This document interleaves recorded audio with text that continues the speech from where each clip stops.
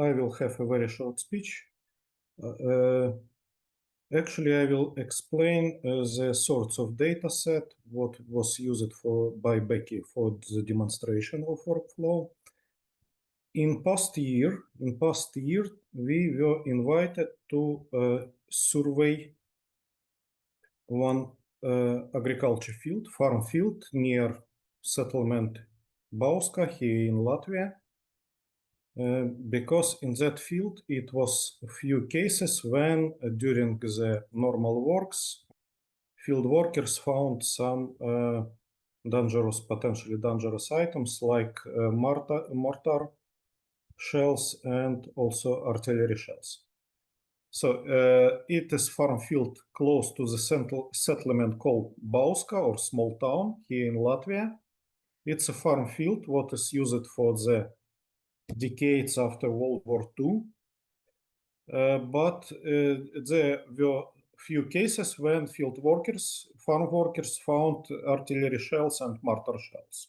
So we were invited to scan that field. And actually our aim was to test our technology, no more, because for the clearance in Latvia, responsible body is government. So we scanned that field using Nimbus magnetometer mounted on the drone. It is here. We flown mission with a sensor to ground clearance just 30 centimeters because field is almost flat, and we use a terrain following system with laser radar altimeter. So you can see the survey process. Actually, it was quite boring. We just watched it for a few hours how drone is flying. After the data gathering at the office, we processed data. We built magnetic map and found that there are actually hundreds of small and not small magnetic anomalies. With the guys who take responsibility to check what we found, we agreed that we will select a reasonable number of magnetic anomalies to excavate and check them. And here in past year, we used a very simple method. We filtered weak anomalies using just amplitude of the magnetic anomaly. And after that, we returned to the field, marked all anomalies using GPS receiver, marked them using pole, and special guys checked all that spots. Sometimes using shovel, sometimes using excavator. But very important that they do pinpointing or exact localization of anomalies using handheld magnetometers, active impulse metal detectors. Sorry. As a result, we found a lot of metallic scrap, like here. It's parts of machinery. But also we found one artillery shell. It should be on photo as well. Where is it?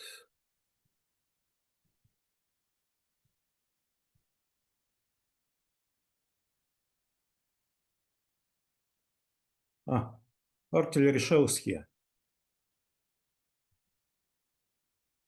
So it was kind of a very simple process, but to save actually the time which is necessary for excavation, it is very important to have a more sophisticated tools how to classify targets, at least for the depth and weight, and Becky will show how that works.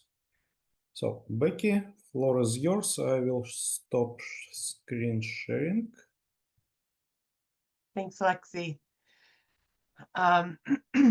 Yeah, so let me, before I forget, let me share my screen as well. Excuse me. And again, I don't have a presentation. I'm going to just jump right into the software and start talking about the data. Just a short introduction, though, who I am. So yeah, my name is Becky Bodger, and I am a geophysicist at Sequent. I've been with Geosoft/Sequent for about 14 years now. I started in support, so I know I've spoken to some of you via email and phone calls if you ever had any problems with the software in the past or questions about it. I moved over to the UK now, and I live in England, and I support our European, Middle Eastern, and African customers now with all things technical and geophysics related. So yeah, I'm very happy to be here today to talk a little bit about depth estimates of UXO targets and size estimates. Okay, excellent. So yeah, thanks again, Alexey, for doing an introduction to the data and how it was acquired. So this is right away, we're in Oasis montaj here. And what I have open is just the map of the same field that we saw from Alexey's presentation, and just a red outline of the area of interest. And we're not going to cover processing, so we're just going to be covering the depth estimates or the inversion of the data. Alexey has done many webinars and documented the steps up to the point where I'm going to start. So I'm sure we can share afterwards a video or the document that takes you through a lot of the processing steps. But basically, we start with the area of interest, and they go out and they fly the survey lines. In this case, the lines were roughly 1 meter apart. If I do a quick zoom in, we can see the lines were really close together. Do a measure between the lines here, and they're roughly 1 meter and 1.15 meters. The distance is in the very bottom right-hand corner of the screen there. So it's good just to know approximately like how the data was collected. So yeah, so they did all the processing up to target selection. So if I just sort of do a really brief recap, and again, we can share these steps after the webinar if anybody's interested in the sort of processing or pre-processing stage. But basically, you import your data. You're going to clean up your line path so it looks like this. You need to cut out all the turns and the traverses to and from the takeoff spot. And you're going to fix the data up. So you're going to remove any spikes in the data. You're going to remove the noise. You're going to run some smoothing filters throughout the data. And sorry, yeah, so you're going to despike it, you're going to filter it, and you're going to run some corrections depending on what you see in the data. So some of the common corrections that you might run will be a lag correction. That's something we had to fix in the database. You might have heading error depending on the type of magnetometer you're using. That's when you get different readings over the same point depending on the direction that the mag is facing. You could do a diurnal correction, a base station correction. It all really depends on what you're trying to do and what your setup is, what equipment you're using. In this case, it was the Magnembus gradiometer. So they did have a top mag and a bottom mag. They were about 1.7 meters apart, I think. And so we could calculate the vertical gradient. Now, when you're picking your targets, we have a couple different ways to pick your target. So you correct the data, then you go to the target picking. And you can pick using the Blakeley method, which is where you calculate an analytic signal. And in that case, a gradient becomes really important because you can the analytic signal uses the gradients in each direction as well as the total field. And so if you've measured the vertical, you can substitute the vertical in instead of calculating it. So you might get a more accurate analytic signal that will help you when you're picking your targets. But you can also just process the total magnetic intensity or the total field, and you can pick your dipoles as well. So if I just show you the difference, let's turn off the path.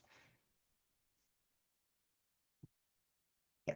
So this yellow grid that I'm showing you in the background here, this is the total magnetic intensity. This is actually only using one sensor though, because if there's different, depending on the magnetometer you use. If you use a flux gate magnetometer, it can output the vertical derivative or the vertical gradient directly. or you can use 2 total field magnetometers and calculate the gradient. And that's what they've done in this case. So when we need just the total magnetic intensity, we don't have to use the gradient and calculate it. We can just take one of the sensors. And in this case, so this is the lower sensor, the one that's 30 centimeters off the ground. And you'll see here, we are working directly with dipoles. Oh, let's do that again. The nice thing about the total magnetic intensity is that you have the dipole for each of the anomalies or each of the targets. And the shape of the dipole, the separation, the amplitude can tell you a lot of information about the type of anomaly you have. So that like shape of the anomaly can help with the classification that Alexey was talking about. And then, of course, if we're going to use the other picking method, the Blakeley method, you're going to want to calculate your analytic signal. And that's where we take the dipole and it converts the dipole into one positive peak. It also takes monopoles. So if you have a negative monopole, it also will turn that into positive peaks. And there's a lot of benefits of that because when we do our automated picking, if you use the Blakeley method, you can pick your dipoles, your single positive monopoles, and your negative monopoles all in one pass. If you pick dipoles, you have to sort of go through and make sure you didn't miss any of the monopoles. So usually people will sort of pick using a combination of those 2 methods. So that's just showing you again how we got to the stage where we are right now. So for depth estimates, we don't invert the gradient. So we're just going to be working mostly on inverting the total field. So we're going to be working with the dipoles. And just to show you, so we went through and we picked targets a couple different ways. I've made them really big so that you could see it, just because of the scale of the project. Yeah, so you can see the black crosses are the targets that we've picked based on the processing up to this point. We've also done, I've also done a lot of cleanup. So it's not very, it's nothing really special when we talk about classification of magnetic data. It's really difficult. Most classification is done using advanced geophysical sensors like advanced EM sensors like Metal Mapper or TemTads. With magnetics, we have non-unique data, and we have to sort of do the best that we can with the knowledge that we have. So that's where the shape of the dipole, the size, the amplitude of your positive peaks,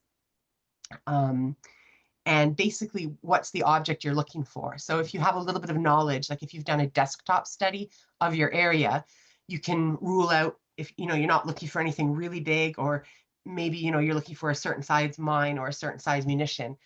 So there are some things that you can, some size of anomalies that you can rule out right away. In this case, I filtered out most of the anomalies along the road. There's some power lines. You could see the power lines from the images that Alexey showed us. So I didn't pick any of the anomalies along the left-hand side of the grids, or they were picked, but then I deselected them. The other thing when it comes to modeling, modeling for depth, we have to determine whether or not we have enough data over an anomaly to get a good solution. So what do I mean by that? If I put my line path back on, we have a lot of really small targets here. So again, because when I started looking at this data and I'm refining my list of targets based on what I'm going to do, which is model the depth, there were some small targets here that would not give us a good solution. For example, we could look at any one of these, I guess. Some of these very small anomalies, they have high amplitude. We can look at the grid value. We can look at the grid value, and again, as I hover over it, the value shows up in the bottom. Well, that's only 6.6, so that's not that high. This one down here is not that high either. Some of them were really high. I think more like 20 nanoteslas. The problem is we wouldn't want to invert these anomalies because there's only 1 or 2 lines of data over the anomaly. So you have to be a little bit discriminatory with your data. and decide whether or not you have enough data to get a good solution. And so really you need at least 3 or 4 lines, let's say, over each anomaly. You can still run the inversion and you can still get an estimate, but it will be a little bit like a false positive. There's not enough data to really give you a good fit. So you have to, whether or not we allow you to run the inversion, there won't be an error message, but the results will not be very meaningful. So that's really up to the processor or, to your experience to know whether or not you should invert it. So I took off a lot of the very small anomalies and from my list. So in the end, we have a target list. I can just open my target database.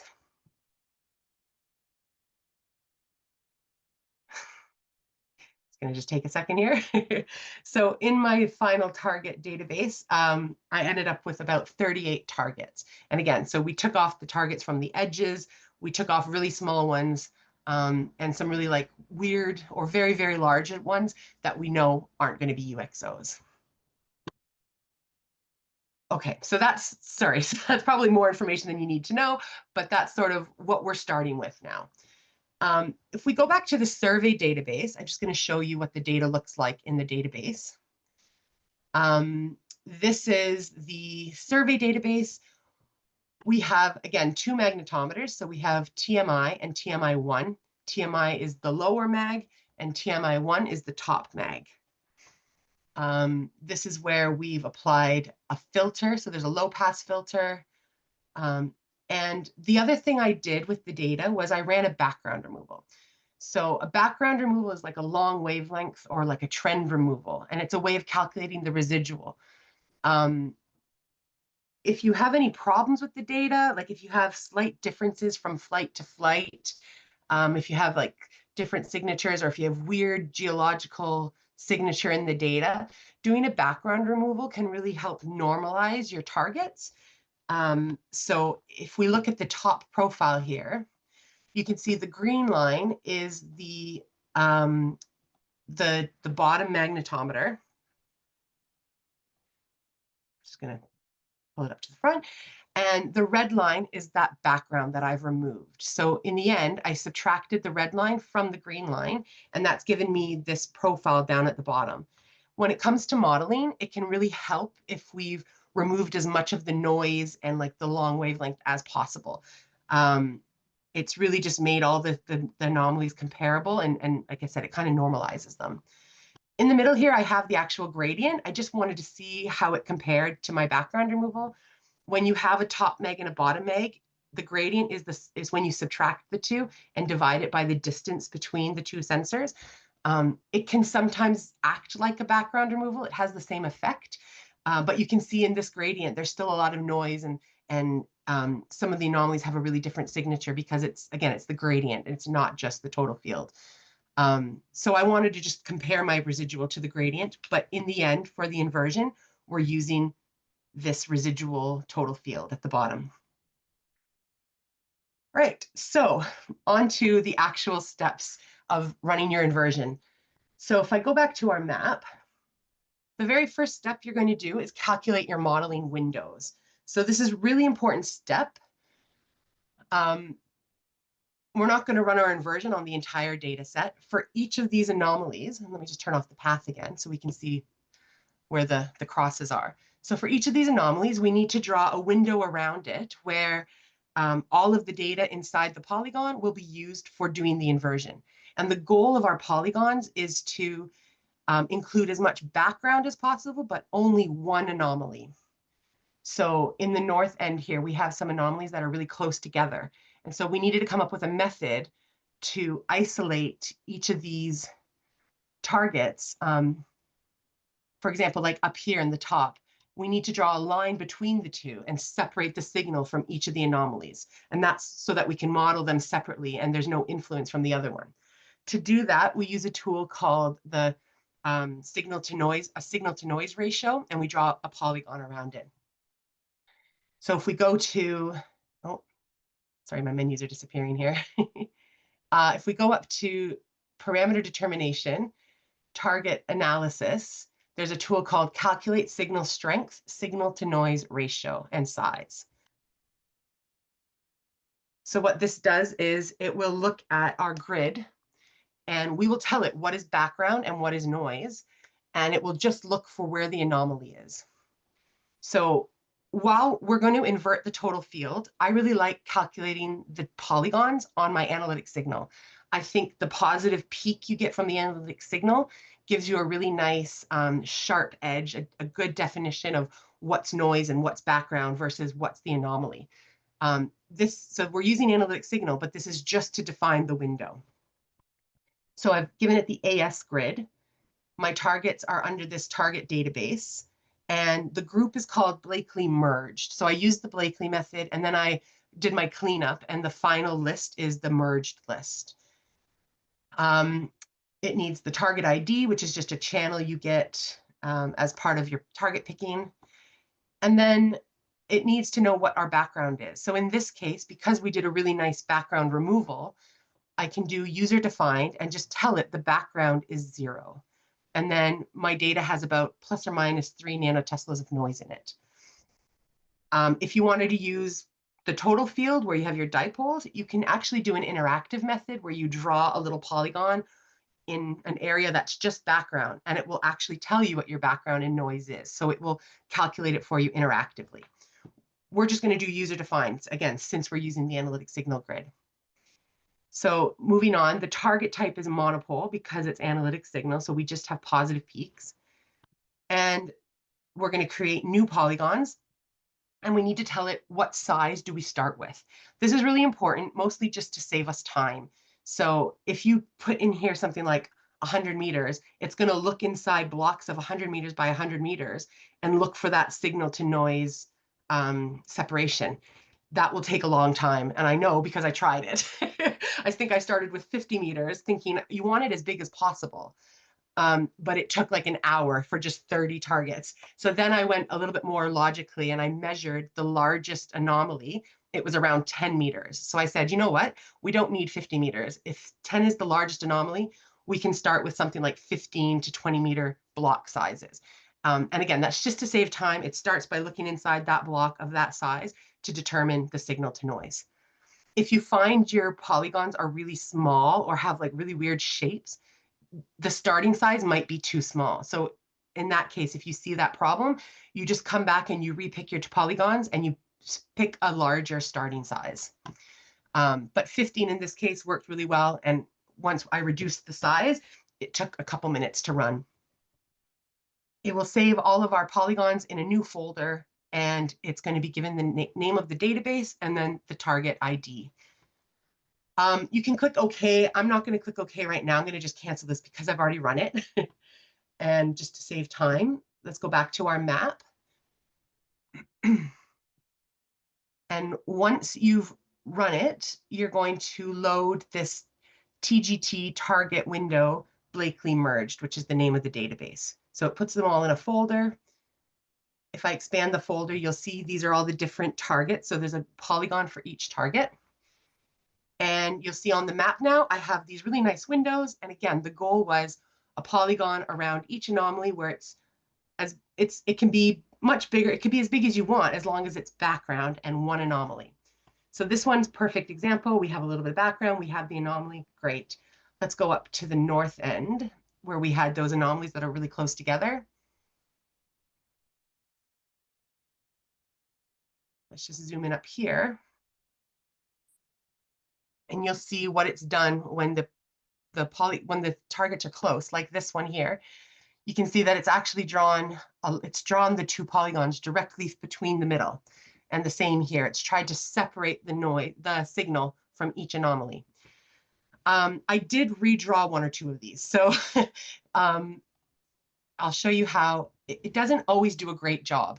For example, here I can already see on the right-hand side here on the edge, this one on the right, it's picking up the anomaly, the dipole, but it's also picking up possibly a smaller anomaly to the top here.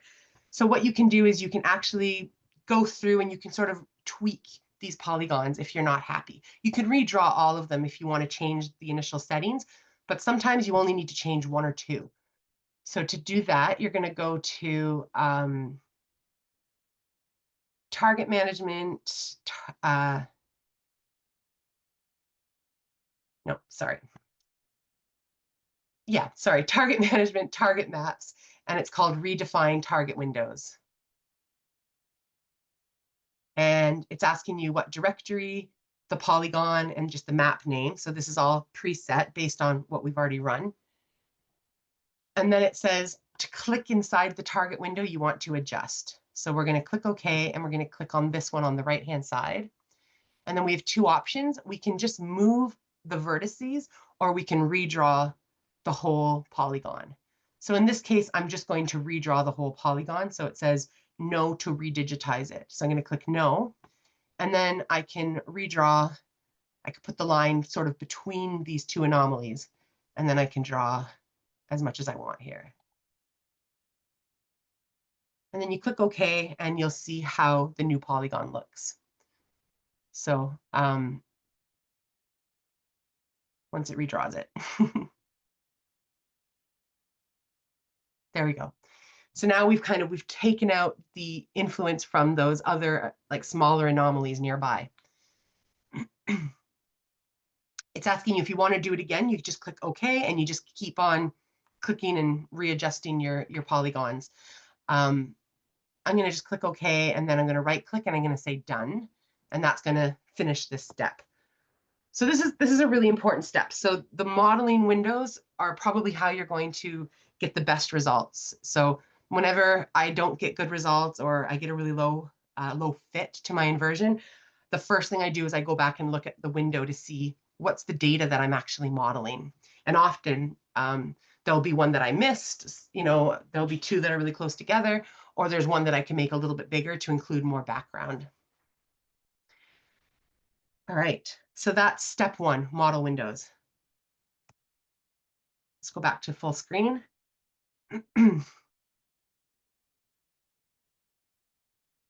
Right, so once you have that, you can go right to the inversion. So we're doing target inversion, invert mag data, and the method we're using is called batch fit. And again, just a little bit more information. What is batch fit? So batch fit is an inversion method. And what I mean by that is it will take your observed data, so the data inside that window we just defined, and it gives it like a UXO shape and puts it at a depth below the surface. And then it forward models the response to the surface and tries to match that forward modeled response to your observed data. And if it doesn't find a match, it adjusts the depth, it makes it deeper or shallower, forward models it again until it finds, until it can improve and find a match between your observed and the forward modeled response. So that's what I mean by inversion. So it actually inverts it for a depth and then forward models the predicted, like what the predicted response of that object at that depth would be. Yeah, and it's iterative, so it just does it over and over again, and it does it for all of your anomalies in one go. So it's automated. I'm hesitant to say it's fast. This is notably a slower process. I only have 38 targets here, and it took about 30 minutes. Often you'll have hundreds of targets, and I'll admit it can take an hour or two to run batch mode or batch fit. So sometimes you just need to let it run, go off, have a cup of coffee, and come back, and you'll see your results. But it's nice that it will do all of them at once, so you don't have to run them all individually.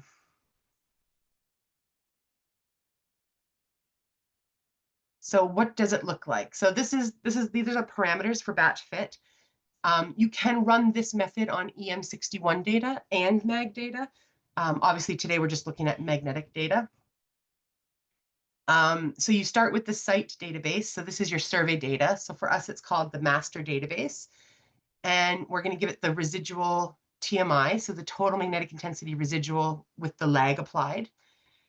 And the sensor height, if you have if you have an altimeter on the mag sensor that you're using, you can give it the variable channel. But in this case, we know with the UCGS flight planning, they keep a really constant height above the ground, so we can say it's about 30 centimeters off the ground, so 0.3 meters. You need to then give it the target database. So this is where we give it our target database, the Blakeley merged group, target ID channel, You can run this on like a subset of targets if you want. You can say like run this only on, I don't know, 20 to 25, targets 20 to 25, but we're going to just let it run on all of them. And then it also needs to know what the Earth's magnetic field is in the area where you're working. And this can be calculated using one of the other tools in the menus. I can show you that afterwards. But basically, you just need to know the inclination, declination, and total field in the area where you're working. So once you've done all that, you're going to click OK. Again, because this takes about half an hour, I'm going to cancel and just show you the results just to save some time. So the results of that are stored in your target database, and that's what I have open here in the background. So if we just go through some of these, some of the channels in this database, we have target ID and the X and Y location of your observed, of the target location at the observed height, so at 30 centimeters. Anything with fit in the name is the results of your inversion. So we have fit X and Y. So that's the location of the target at the depth. Analytic signal, that's a result of picking our targets originally. So that's just the value at the point, at the target. We have this is the closest survey line where the target is located, and like the distance along the line, the fiducial, like the row that it's at. Dispersion is, these are the targets that I moved when I merged some, or I deleted some. This is like if the target got moved, it gives you a dispersion. So that's like how far the target has moved.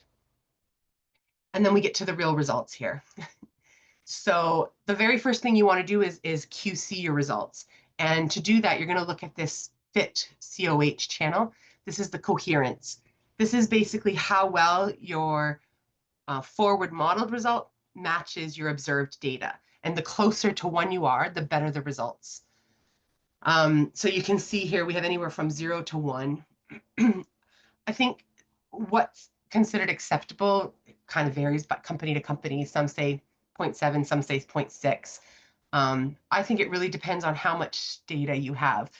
If you have very sparse data, and you run an inversion when you have very sparse data, you're going to get a high coherence because there's not a lot of data to fit. If you have a lot of data over your target, your coherence numbers are going to be smaller. So if you've done a great survey where your lines are really close together, you've got like 10 lines of data over every anomaly, you're going to have lower coherence values. So really, it just depends on like the density of your data. In this example, probably 0.7. 0.8 is what we'd accept because there's not a ton of lines over each anomaly. So there's not a lot of data. So I would expect higher values. So this is the first QC channel. You're going to maybe just delete everything or just not accept anything below 0.6, 0.7. The next one is this depth channel. So when I first ran the inversion, I wasn't sure what that height above the ground was. So I put it to 0. So this fit depth is actually the depth below the sensor. I then checked with Alexey and he said it was at 30 centimeters. So I subtracted 30 centimeters from this value and I got the buried depth of the object. So this is the depth below the ground. Normally you would just get fit depth. And if we go back to the settings, you can actually put in the depth, the height above the ground. I didn't do that the first time I ran it. So that's why I have two different channels here. But normally this fit depth will include the altimeter height. But yeah, so this is what we're here for. If you have something up in negative, that means it's above the surface. Sometimes it's on the surface. And then sometimes you need to look at the coherence, and this is only a 0.5. So it's giving us a negative 0.3. So this is 30 centimeters above the ground. I probably wouldn't accept this answer anyways. Because this is depth. Depth is always positive.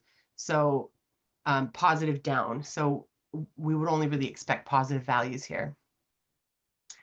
The size, fit size. So this is a really good indication of what size anomaly you might have or what size UXO you might have, but it's not an absolute. So you can't take this and like cross-reference it to a UXO. It's not as accurate as that. It's an empirically calculated diameter of the object in your distance units. So in this case, that's meters. The size estimate output from your magnetic data is a function of the object orientation with respect to the Earth's field. The apparent size is inferred from the radius of a steel sphere, which has the same magnetic dipole as the target. And again, so this is a relative indicator of size, and it's not to be used as an absolute indicator of your UXO caliber. So you can't say this is, you know, I'm terrible. I don't know UXO names, but you know, this isn't a projectile, 80 centimeter projectile or a 12-inch missile. It's not to be used that way. It's really just an indication of big, small, medium. You can kind of bucket it based on the size that you get here. If you don't get any solution at all, you have an error channel. So sometimes it cannot find a solution. It'll just give you dummies all the way across. It'll tell you why it couldn't find a solution. And if you go into the help file, if you just click the help file here, the codes for what type of errors are well documented. So it'll tell you exactly why you didn't find a solution. So here's the fit error in the help file. It can tell you if it didn't converge to 1, if it didn't, if the anomaly is not strong enough. So if it's a really weak anomaly, like there's a whole series of issues here.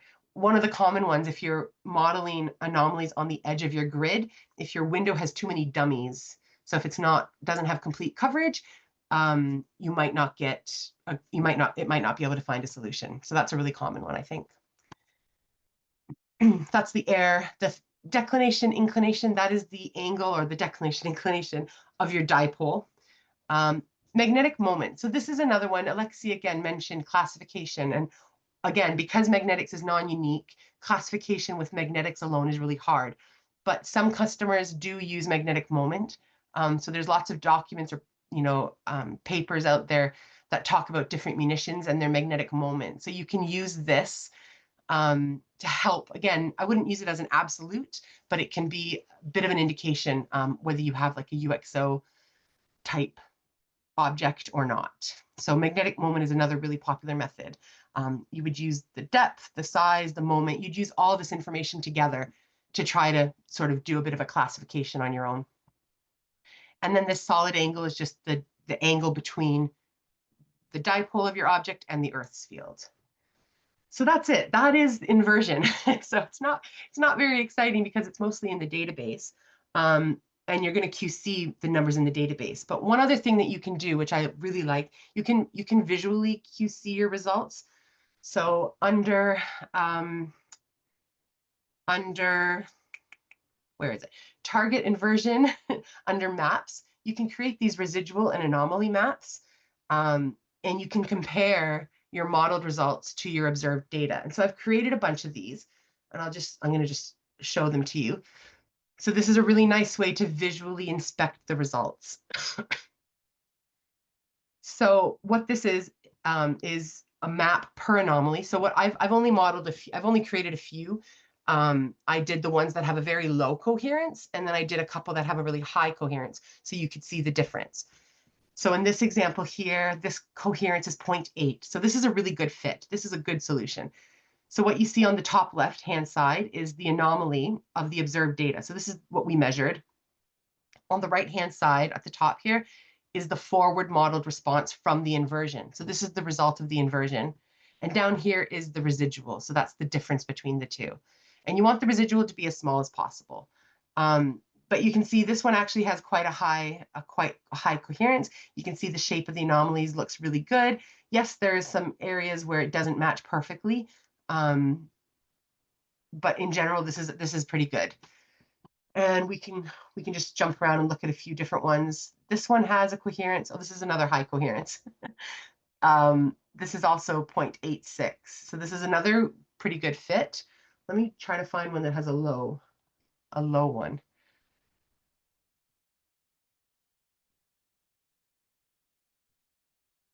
Yeah, so here's an example. So this has a coherence of 0.4. So you can see on the left is, again, the observed data. On the right is the model. And you can see really the shape is off. You know, the positive's a lot bigger on the right-hand side. There's some weird stuff going on at the sides, and you can see where you have high values in the residual and why it might not fit. One of the really good reasons to look at this, and again, I wish I had made a note of what number to show you specifically, but looking at these types of maps, you can also see where, well, this is a good example, actually. This is a very low coherence. This is 0.35, so this is a very poor result. But you can see from the modeling window that something's off with this anomaly. Like the anomaly kind of bleeds off to the edge. So something's wrong with my window, right? It's either not big enough or I'm picking up an anomaly from the side. So I would definitely go back and look at target 33 and redefine my window before I try to model it, because it's showing up with residuals all over. It really couldn't find a match. So this is a great example, like where it's bleeding off to the side. I obviously didn't look at this one, and I didn't do a good job of defining the window. So that's one of the really good reasons why we look at these target maps. But that's it. So that's target inversion. I hope that was what you were expecting, and I hope that was really helpful. Thanks. Yeah, thanks for attending, and thanks for your questions. Yeah, great. Becky, thank you so much for such a great presentation. And yeah, maybe we can go through the Q&A section. There are some questions for you. And yeah, I think that these guys are looking for the answers. Yeah, I haven't had a chance to look at them yet, but yeah, we can definitely. Yeah, yeah. Look Do at you these. see the Q&A on the bottom of the Zoom? Yeah, if you click there, you will see all questions. All right. Set at the border. Okay, so yeah, so the first question, how many meters have you set at the border? I don't know what you mean by that, Rodrigo. Me too. Actually, Rodrigo, please clarify your question. Do you, yeah, sometimes when you get an outline, an area of interest, you have to sometimes like go beyond the area of interest, like extend, so you can turn outside. I don't know if that's what you mean. That would be more of an acquisition type question if that's what you're asking, but maybe you could just let us know. Yeah, we called such extended parts of survey lines overshoots.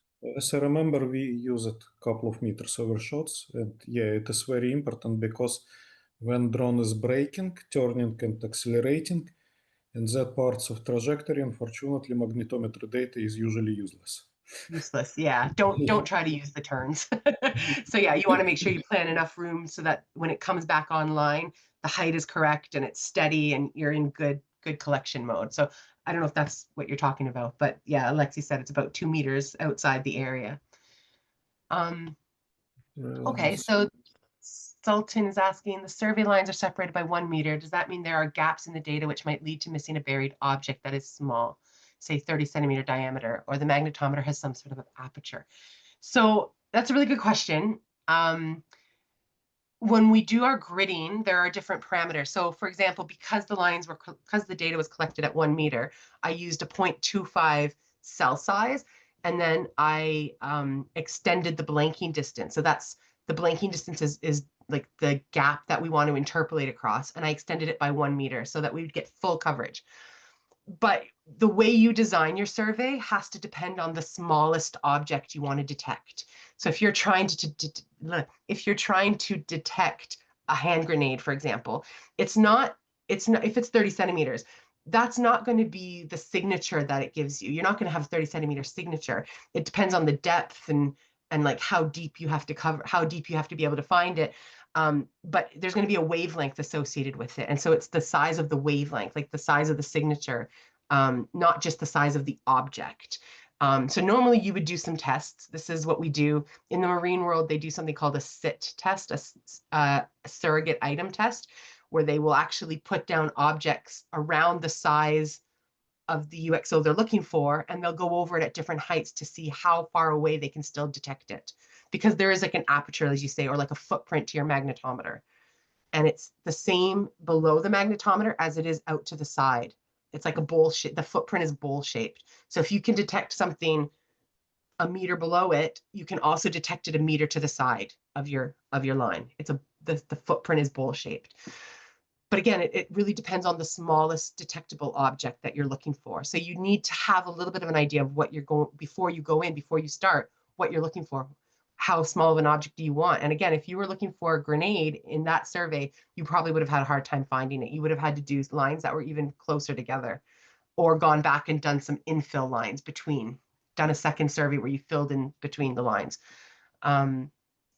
Yeah, so I hope that answers the question. Becky, here I will take a couple of minutes. So on Yeah. our site, and actually in many published papers, you can find a lot of information about detection ranges for the different types of UXO, projectiles, munitions, and so on. So, for example, if you want to detect such small projectiles, 20 millimeters in diameter, of course, 1 meter separation between lines is not enough, and most probably you will need to fly with something like absolutely not realistic 20 centimeters between lines, because that distance should be used as maximum diagonal at the certain depth. So you need, as Becky said, you need to agree with your customer what the smallest items you are looking for and deepest. So having such reference information, you can calculate. It's just simple trigonometry. If you will use some safety margin, of course, say 30%, it can be simple trigonometry. You can calculate the distance between survey lines. So in our case, we use it 1 meter for two reasons. Main reason was actually to minimize survey time, still having high detection capabilities. And I can show the targets what was detected. So cigarette pack is just as a scale. Disclaimer. So we detected even small items. And also quite big tools, pieces of machinery, and it is artillery. They were quite shallow, weren't they, Alexey? They weren't buried very deeply, so they will have a stronger signature. Yeah, they were all maximum at 40 centimeters, as I remember. And so from the model your depth estimates are pretty good. Yeah, I was just going to say, if you looked at the numbers, they were all around 20, 30, 40 centimeters. So a lot of anomalies in this area, but very shallow. Yes. Which kind of leads to the next question from Vlad, which was, what's the line spacing? So it was 1 meter. And what is the threshold for targets? So again, because we were kind of ruling out some of the smaller targets, I'm not sure what, Alexey, what you used originally. I used 45 nanoteslas, quite high, because we were looking for larger. I was looking for the larger anomalies, like lots of metal, lots of iron, and shallow. Yes, something like that. Few dozens of nanoteslas, because we agreed that we have marked 30, 40 targets for the inspection. Yeah, but again, if you had, because again, when I sat down to process and do the depths, I didn't have all the information. I didn't know what was the smallest detectable object, so I just went with the larger objects. But again, based on some of the tests that you've done, you should have a pretty good indication of what that threshold should be that you're picking. So if you're looking for the small object and you've done a test over the small object, you'll know that it only shows up at 10 nanoteslas. Then you'd have to pick everything above 10 nanoteslas. So the testing that you do, or the objects that you're looking for, really will direct what type of target picking you do. Can you give a little more detail on how the residual is calculated? I can share my screen again and just show you really, if we're doing okay for time, I think. Let me show you. Let's go back. So the residual in this case was what we call background removal. Let me just go back to my master database. And this is quite like a strong, it's a very strong filter. And sorry, the Zoom menu's in the way. Let me just try to move that. Okay. So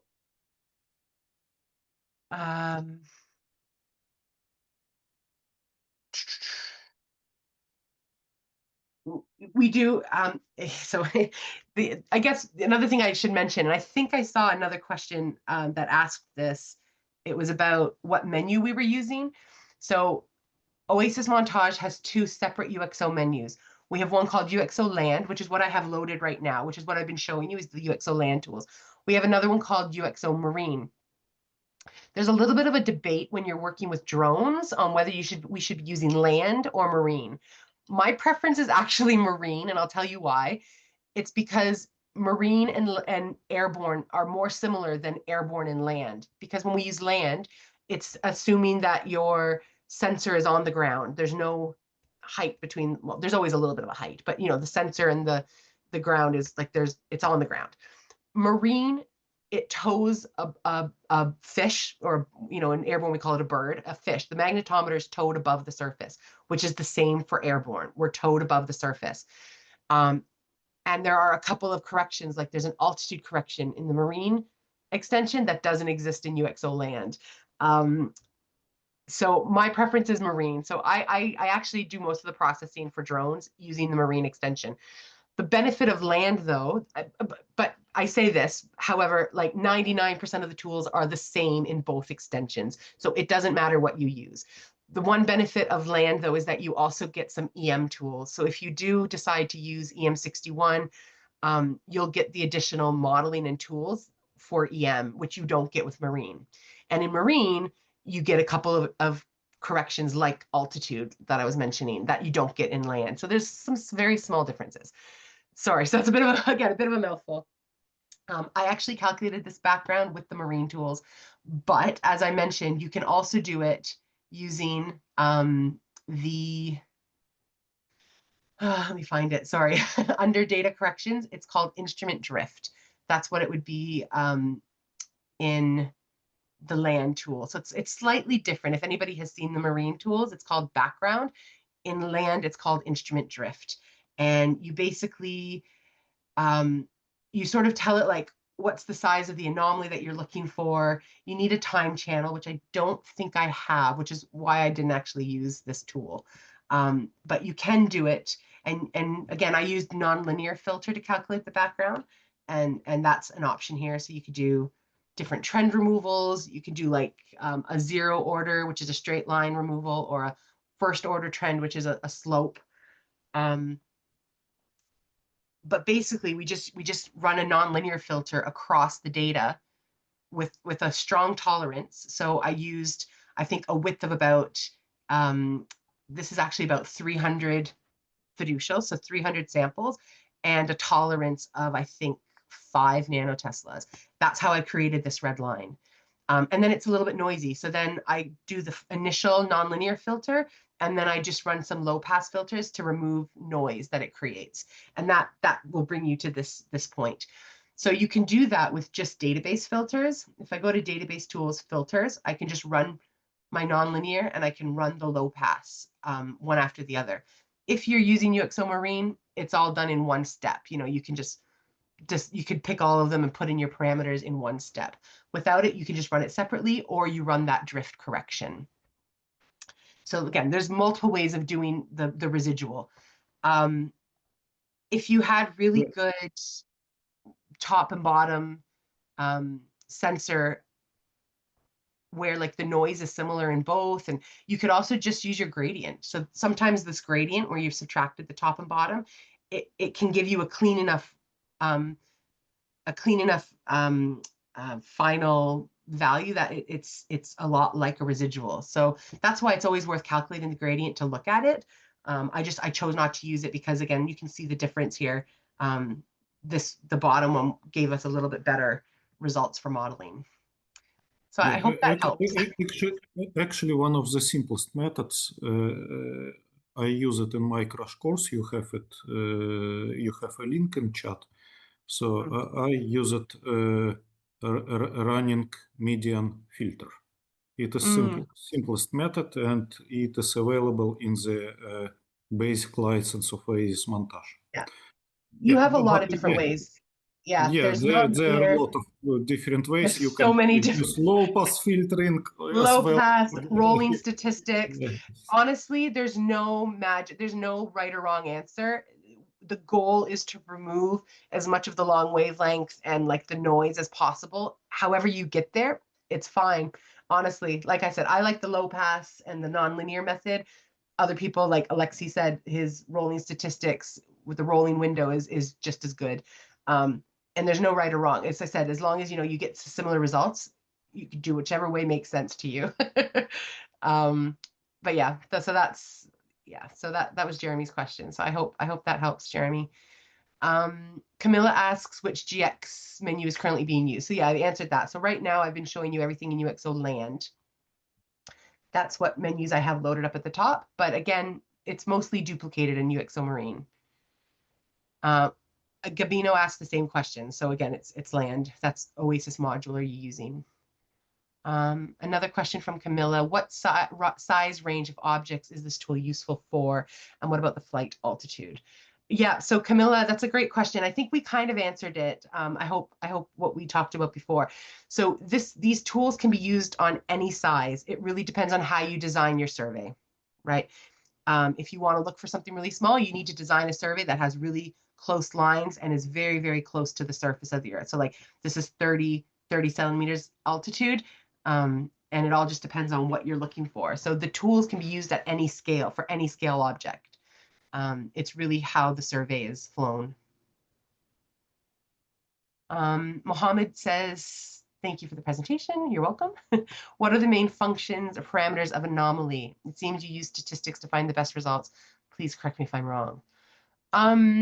So the main parameters of the anomaly, I'm kind of reading into the question, but like, do you mean like what are the parameters we use to pick the anomaly?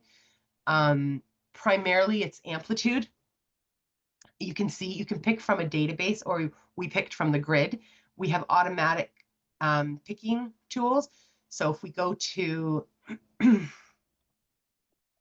parameter determination, target selection, I use something called the Blakeley method.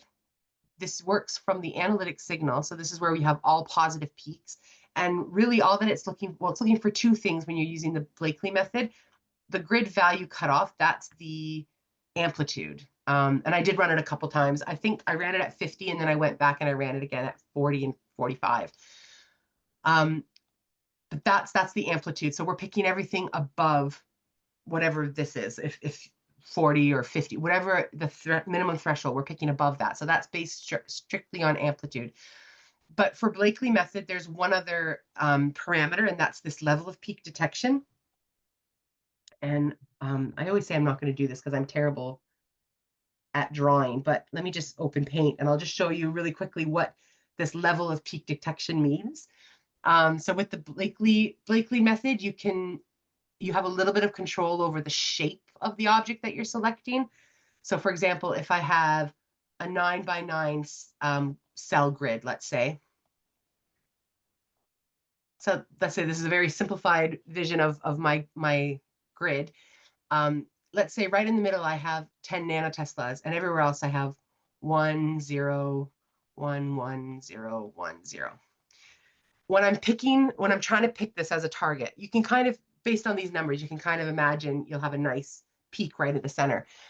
If I was to use Blakeley method, first of all, it's looking for a threshold. So I would say 9 nanoteslas. This will get picked if I say it has to be at least 9 nanoteslas, right? Because the difference between all of them in the center is 9. The other parameter is that level of peak detection. And there's 4 options: normal, more peaks, even more peaks, and ridges. You can sort of think of this as a number. It's 4, 3, 2, 1. If I say normal, it has to find a peak in 4 directions, which means it has to find a peak north, south, east, west, and on both of the diagonals. If I remove one of those directions, so if I say level of peak detection is now, let's just go with the second one, even more peaks, that means it has to find a peak in 2 directions. So that means if all of a sudden this is 10 and this is 10, and let's say there's a 10 up here as well, there's no longer a peak in this direction or in this direction. So it would only find a peak if two directions meet that threshold, that minimum threshold. So that's great for looking for ridges or pipes or cables or something like that, right? But if it's a UXO, it has to be sort of like a discrete object. So in every direction, it sees that the shape that it's looking for. So it's I hope that didn't overcomplicate it. But basically, it's just how many directions or how many angles it has to find. It has to meet the minimum threshold. And that's kind of what sets the Blakeley method apart from some of the other methods out there. So it's this level of peak detection. But honestly, for UXO, we almost always just set it to normal. So that's 4 directions, discrete objects. If you are looking for pipes or cables, you could put it to ridges or you could put it to 1 or 2, something like that. If you're doing like a cable survey or something like that. But yeah, those are the parameters that define it as an anomaly. When we're talking about class, just one other thing to mention, when we're talking about classification though, the other thing that can help you determine if it's a UXO or not is the shape of the dipole or the shape of the anomaly. Because we won't just get amplitude, but for example, a really large anomaly, but a very big anomaly, like a very big source, let's say like a large UXO, but buried very deep, it might have a large signature, but it'll also be very broad at the base. Like it'll be wide. The anomaly, the wavelength itself will be very broad or wide. If it was very small, if it was smaller or shallower, you might have a very narrow dipole. So what I mean by that, if we look at our survey here, these to me, these look like, these are shallow magnetic objects, but something, let's see if we can find a different one. But yeah, what I'm talking about is just how wide the actual anomaly is, right? Something like this, you can see it's not as big, but it's also a lot wider at the base. So something like that can be an indication of depth, or it can be an indication of a much bigger anomaly, something that's not a UXO. So I don't know, looking at the shape or like the width of it can also be helpful. Right, next question. Can you manually edit the profiles in case the background subtraction application does not what one expects? You can manually edit your background. Again, like the goal when I do my background is to get a straight line across the base of this anomaly. If I can't get there with a filter, you can draw it in. You can subtract. You can just like highlight it, delete the data across your filter, and draw a straight line across it. That's the goal. And that's kind of what we were talking about. It doesn't matter how you get there. It doesn't matter what filter you use.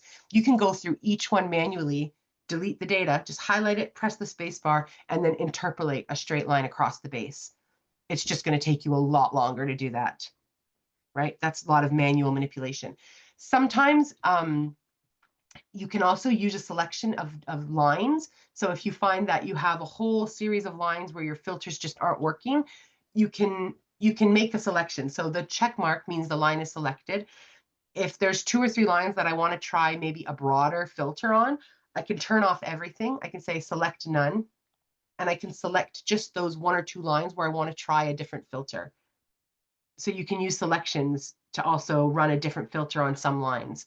Again, I don't think it matters how you get to the response as long as it looks what you like, how you want it to look.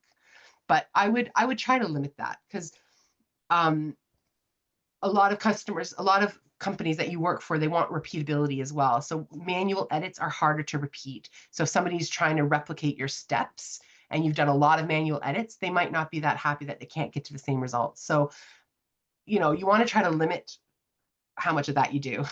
Alexey?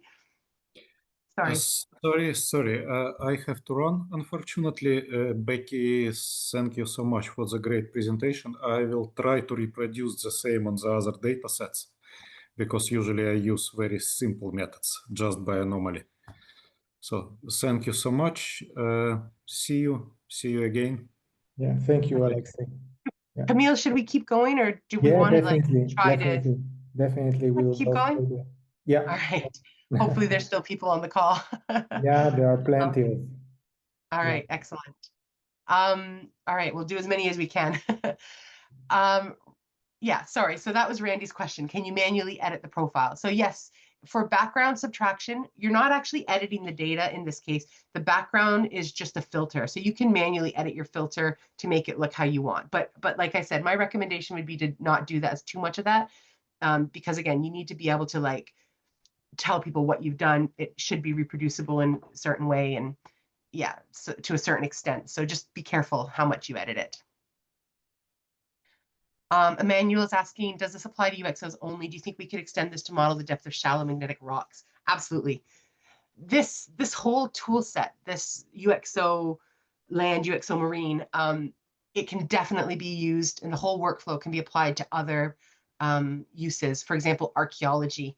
A more accurate name would be something like the detection of man-made objects, the shallow, what do we call the detection of shallow man-made objects. So, or anything, it's really applicable to shallow sources with a very strong signature. That's really what this workflow is applying to.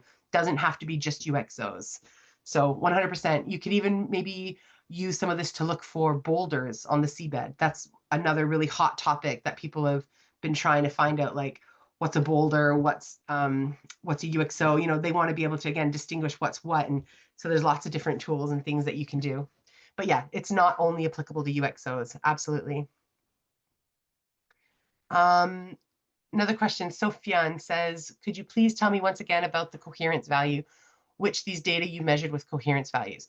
So yeah, coherence is the first QC, that the first channel you're going to QC. So it's how well your inverted data fits your observed data.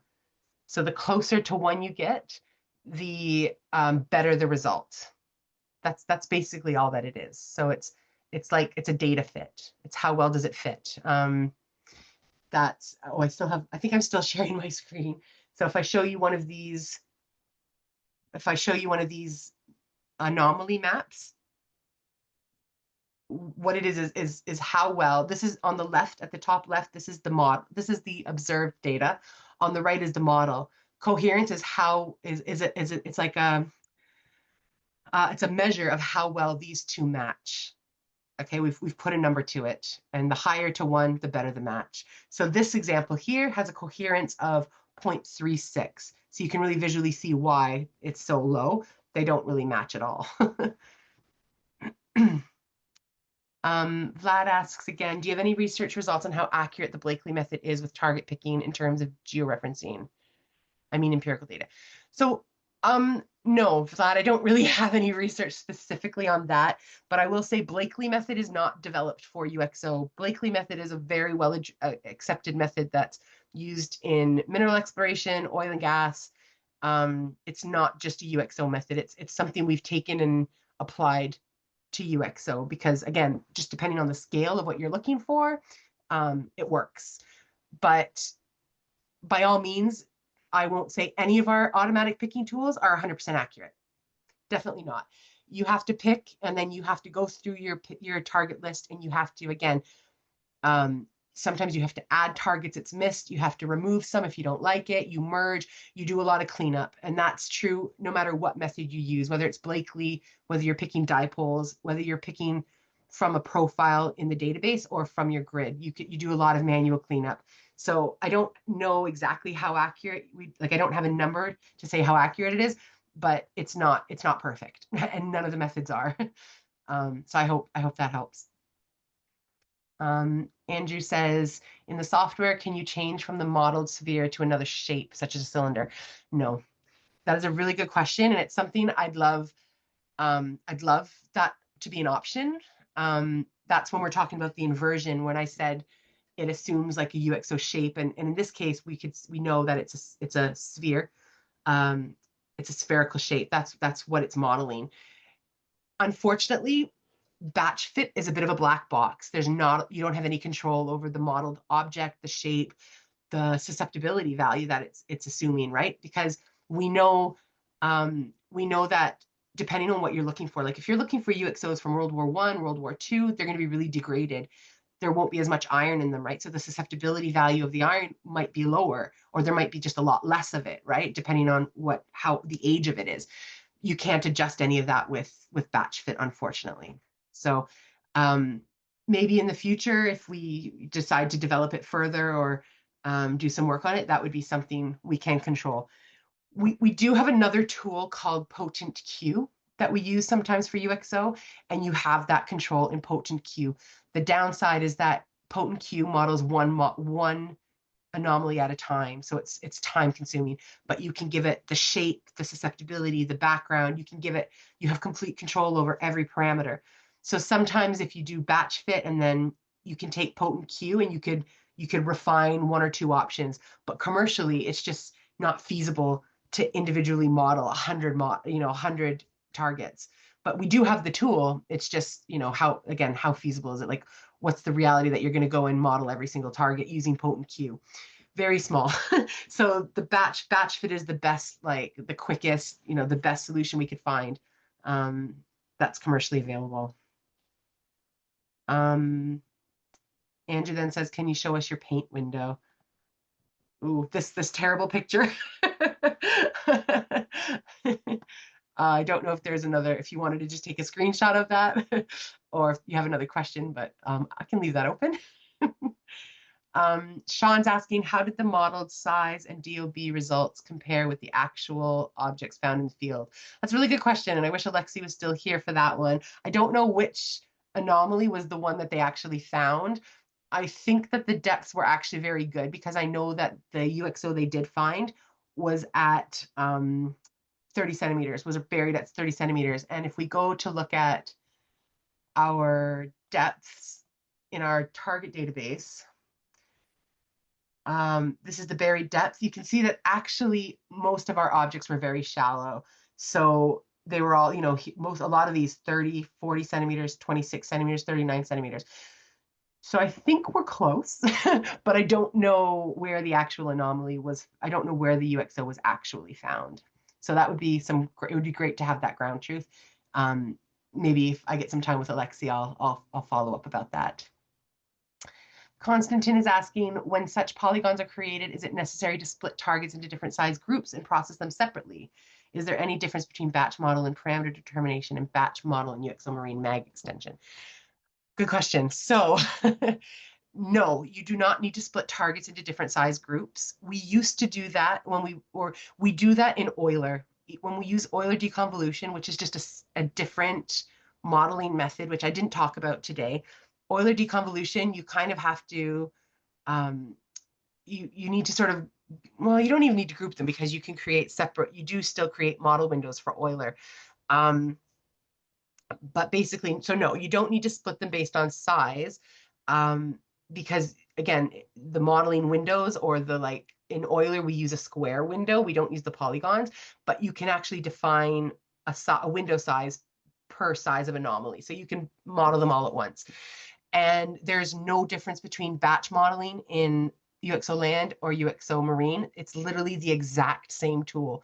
And actually in UXO marine, you can even select EM, because we just ported the same tool over. We didn't change it in any way. So in that example, inversion for depth, inverting data for depth is the same in both tools. I'm not lying when I say most of the tools are exactly the same in UXO land and marine. There's just a few very small differences. And then I think last question, Mantas, are there tools for trajectory data manipulation like smoothing? Are there tools for field QC? Absolutely, there are. So trajectory data manipulation like smoothing, I think you mean like line path corrections and like navigation corrections. So there are absolutely path corrections. So if I don't know if you can see my screen still, under data preparation, path corrections, you can do all sorts of things like you can, sensor offset is where you can recalculate the position of each of your magnetometers. You can apply the latency. So that's if there's like a layback in your magnetometer from where the GPS values are.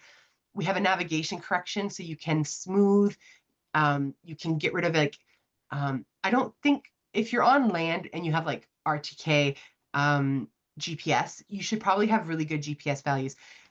when you're in the marine environment, there is no GPS, right? We don't know where the sensor is below the water because they can't access satellites from below the water.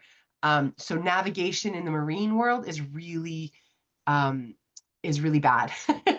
It's like plus or minus 2 meters is the accuracy of the marine data.